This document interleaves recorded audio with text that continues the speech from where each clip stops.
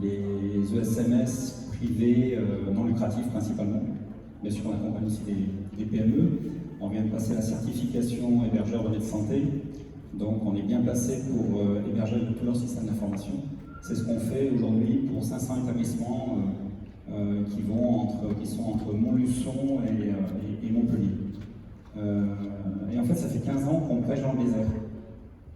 Clairement, il n'y a pas de budget pour l'informatique, rarement. Alors, attention, parce que nous, on adresse surtout, alors l'écart type, c'est entre un EHPAD indépendant, avec du Lyonnais, dans les monts du Lyonnais, et ça va jusqu'à un ESMS qui a une soixantaine d'établissements dans la région Auvergne-Rhône-Alpes, donc 2500 salariés.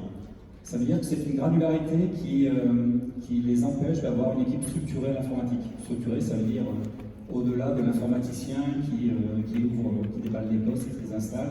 Une équipe structurée, ça veut dire des compétences en cybersécurité, évidemment, en exploitation de serveurs, etc. Donc, fort de ce constat, après avoir prêché 15 ans dans le désert, j'ai voulu faire un livre blanc sur le RGPD, parce que j'ai constaté que dans tous les établissements qu'on accompagnait, le RGPD est en train d'échapper au directeur d'établissement pour être confié à des avocats payés à 250 € de l'heure. Et ça m'a un peu gêné parce que j'avais étudié le RGPD et c'était pour moi une bonne occasion pour les directeurs d'établissement de se conformer à la sécurité. Parce que RGPD, c'est aussi sécurité des systèmes d'information. Et là, c'est en train de leur échapper. Donc, j'ai écrit un livre blanc qui est paru dans un magazine concurrent, magazine Direction. Et j'avais tellement de choses à dire que je suis allé un peu plus loin. Donc, j'ai expliqué évidemment ce qu'était le RGPD, mais ce qu'était les jets numériques, etc. Et pourquoi, par exemple, il fallait avoir un site internet qui accompagne la marque employeur pour recruter, pourquoi pas pour un EHPAD de vendre ses produits. Et voilà, il y a 8 thématiques dans le livre qui permet à un directeur d'établissement. Alors, on ne parle pas d'informatique. L'informatique, l'informatique au sens large, le système d'information, c'est 80% d'organisation et de management et 20% de technique. Le technique, c'est ce qu'on fait chez Udip, laissez-les aux spécialistes, mais par contre, tout ce qui est organisation et management, c'est votre domaine, à mon sens. Voilà. Donc ce livre-là, alors si on parle un peu d'informatique, il y a un glossaire à la fin. Si vous voulez savoir ce que c'est qu'un VLAN, c'est un glossaire à la fin, ou un firewall.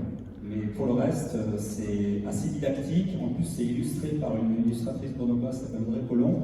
Il y a des témoignages du directeur d'établissement qui ont été recueillis par Ségolène Coinas, une journaliste de Grenoble, que je n'ai pas fait moi-même. Et 136 pages, franchement, ça se lit très très vite. Je confirme, on l'a tous lu au bureau et on a à peu près compris de quoi il s'agissait. Donc merci, on a besoin de ce type d'ouvrage pour de temps en temps, faire semblant qu'on ne comprenne pas le sujet qui est essentiel. Il est tellement essentiel que, au-delà de remercier les intervenants qui viennent de nous donner les grands axes, nous avons invité, il y en a à 15h, non pas maintenant, Cédric O, le secrétaire d'État au numérique.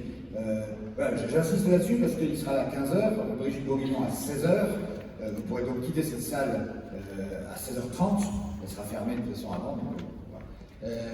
Puisque nous aurons la table ronde politique importante cet après-midi.